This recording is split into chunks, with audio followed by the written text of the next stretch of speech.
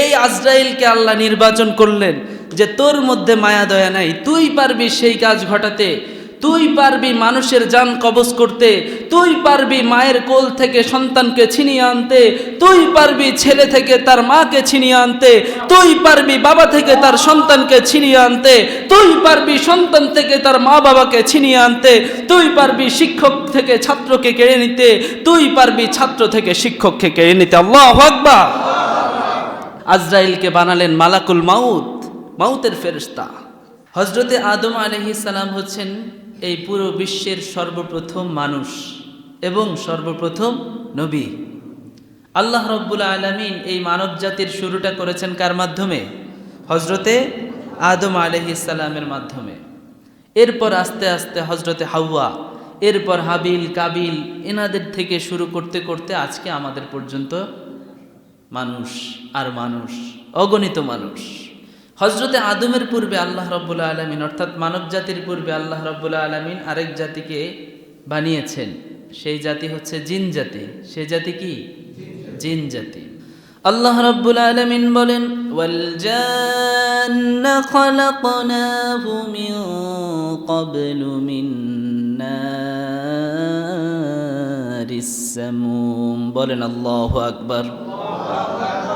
রব্বুল আলামিন মানব জাতিকে সৃষ্টি করার পূর্বে আগুন দ্বারা রব্বুল আলামিন জিন জাতিকে বানালেন।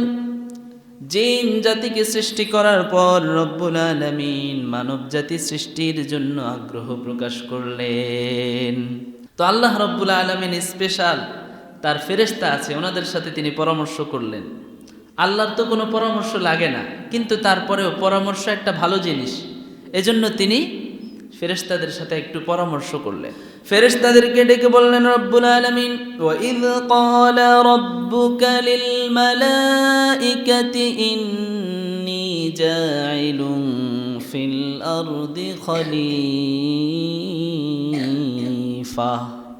রব্বুল আলামিন ফেরেশতাদেরকে বললেন, হে আমার ফেরেশতারা, শোনো শোনো, ধরার বুকে আমি একটা জাতি সৃষ্টি করতে চাই, যারা দুনিয়ার মধ্যে আমার খলিফা হবে, আমার স্থলাভিষিক্ত হবে, এমন কিছু খলিফা আমি দুনিয়ার জমিনে বানাতে চাই। আমি কিছু খলিফা নিযুক্ত করতে চাই, বানাতে চাই। তোমরা আমাকে এই ব্যাপারে কি বলো? জিন জাতি যেহেতু বানিয়েছিলেন, ফেরেশতারা জানতো যে জিন জাতি দুনিয়ার জমিনে আসার পর অনেক হট্টগোল সৃষ্টি করেছে, অনেক রকম সমস্যা সৃষ্টি করেছে, মারামারি করেছে, কাটাকাটি করেছে। তখন ফেরেশতারা বলল, আল্লাহ, আপনার ইবাদত করার জন্য তো আমরাই যথেষ্ট। আপনি আগে এই জিনদেরকে বানালেন, জিনেরা তো মারামারি করেছে, কাটাকাটি করেছে, এখন আপনি নতুন কোনো জাতিকে বানালে তারাও তো এই কাজই করবে, সুতরাং এটার দরকার নাই, আমরা আছি। ফেরেশতারা বলল, ক্বালু আতাজআলু ফীহা মান ইউফসিদু ফীহা ওয়া ইয়াসফিকুদ দিমা। রব্বুল আলামিনকে বললেন ফেরেশতারা, হে আমাদের প্রতিপালক, আপনি কি এমন কোন সম্প্রদায় আবার বানাতে চান যেই সম্প্রদায় দুনিয়াতে যাওয়ার পর যেই সম্প্রদায় কাটাকাটি মারামারি করবে, খুন খারাপি করবে, পাপাচার ছড়াবে, অশ্লীলতা ছড়াবে, এমন কোন প্রাণী, এমন কোন মানব কি আপনি সৃষ্টি করতে চান? ওয়া নাহনু নুসাব্বিহু বিহামদিকা ওয়া নুকদ্দিসু লাক।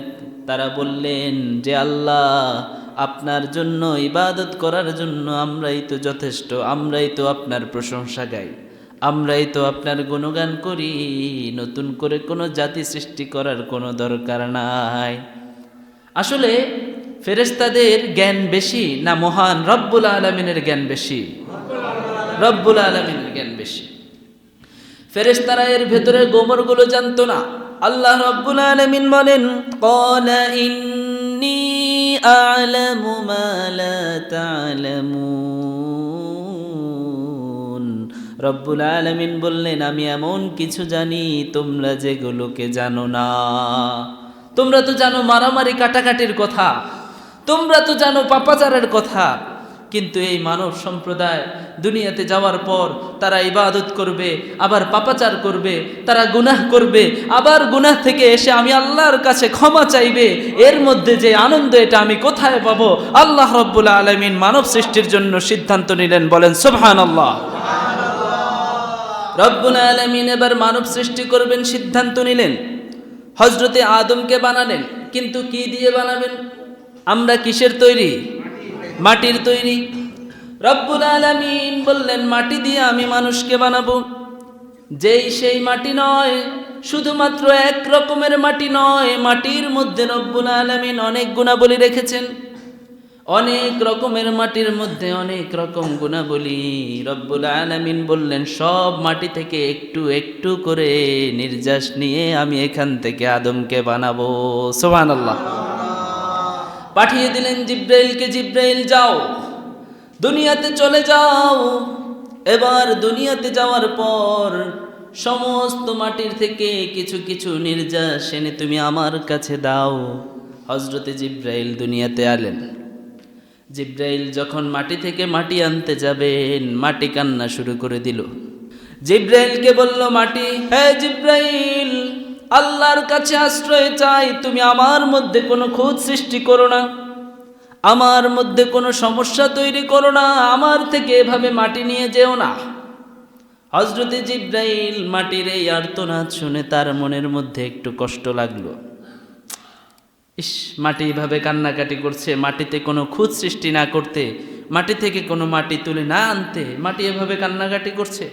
হযরতে জিব্রাইল মাটি না নিয়ে এসে আল্লাহর কাছে বললেন, আল্লাহ, গেলাম তো আপনার কথা মতো মাটি আনতে, কিন্তু মাটি তো কাঁদে। রব্বুল আলামিন বললেন ঠিক আছে জিব্রাইল তুমি থাকো। মিকাইলকে বললেন, মিকাইল যাও দুনিয়া থেকে বহু রকমের মাটি নিয়ে আসো, রং বেরঙের মাটি, সব ধরনের মাটি থেকে সব গুণাগুণ বিশিষ্ট মাটি তুমি আমার কাছে নিয়ে আসো। এবার মিকাইল যাওয়ার পর মাটি আবার কান্নাকাটি শুরু করলো। মাটি বলল, না আমরা পারবো না, না আমাদেরকে নিও না, আল্লাহর ওয়াস্তে আমাদের কোনো খুঁত সৃষ্টি করো না। মাটির কান্নাকাটি শুরু। মিকাইলেরও মায়া হলো, মিকাইল চলে এলেন আল্লাহর কাছে, বললেন আল্লাহ আমিও পারলাম না মাটি আনতে।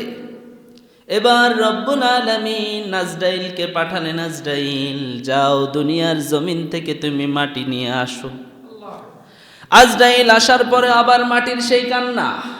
মাটি বলছে, আল্লাহ আপনার কাছে আশ্রয় চাই, আমার মধ্যে কোনো খুঁত সৃষ্টি করবেন না, আজরাইল যেন আমার থেকে মাটি না নিয়ে যায়। এই কথা শোনার পর আজরাইল বললেন, হে মাটি তোর কথা ঠিক আছে, কিন্তু আমার রব বলেছে তোর থেকে মাটি নিতে, তুই কি বললি, কাঁদলি না মারলি, কি করলি না করলি আমার দেখার বিষয় নয়, আমার আল্লাহর আদেশ, আমি তোর থেকে অবশ্যই অবশ্যই মাটি নিয়ে যাব।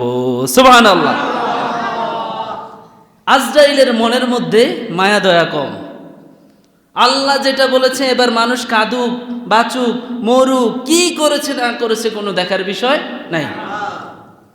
আল্লাহ দেখলেন যে পরীক্ষার মধ্যে পাশ করেছে কে? আজরাইল। এই আজরাইলকে আল্লাহ নির্বাচন করলেন যে তোর মধ্যে মায়া দয়া নাই, তুই পারবি সেই কাজ ঘটাতে, তুই পারবি মানুষের জান কবজ করতে, তুই পারবি মায়ের কোল থেকে সন্তানকে ছিনিয়ে আনতে, তুই পারবি ছেলে থেকে তার মাকে ছিনিয়ে আনতে, তুই পারবি বাবা থেকে তার সন্তানকে ছিনিয়ে আনতে, তুই পারবি সন্তান থেকে তার মা বাবাকে ছিনিয়ে আনতে, তুই পারবি শিক্ষক থেকে ছাত্রকে কেড়ে নিতে, তুই পারবি ছাত্র থেকে শিক্ষককে কেড়ে নিতে। আল্লাহু আকবার।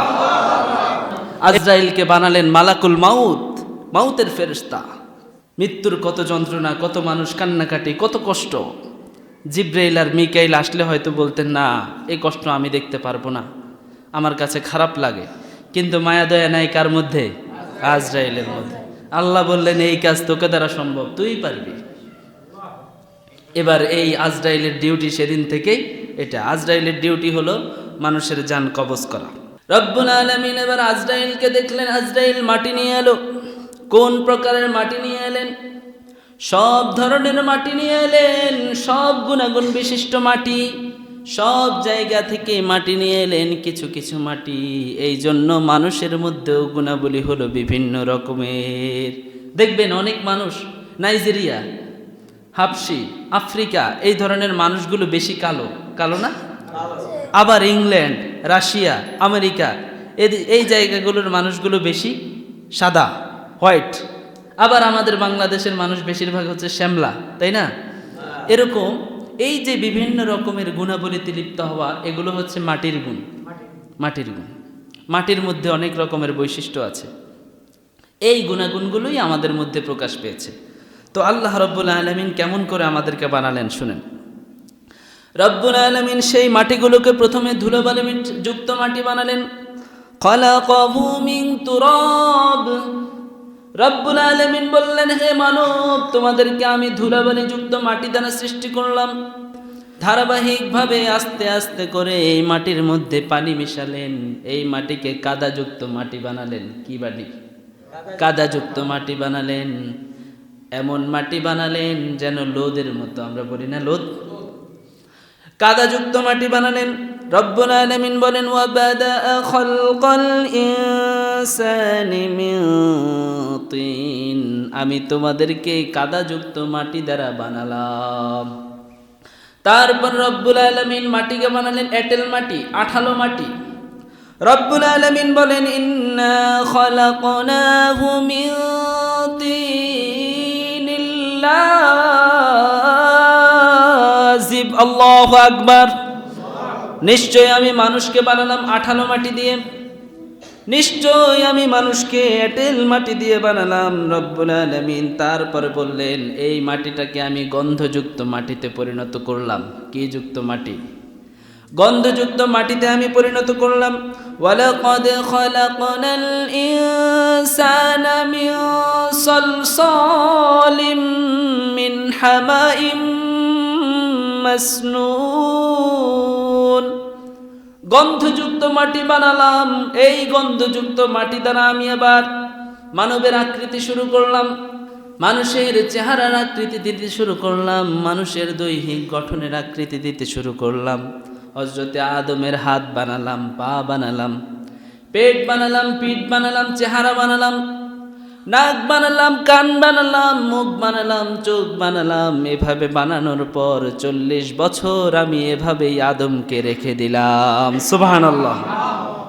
তারপর শুষ্ক ঠুনঠুনে মাটি দ্বারা আমি তোমাদেরকে বানালাম। খালাকাল ইনসানা মিন সালসালিন কাল ফাখখার। শুষ্ক ঠনঠনে মাটি দ্বারা আমি তোমাদেরকে বানালাম। সব কিছু শেষ, 40 বছর এভাবে রেখে দেওয়া শেষ।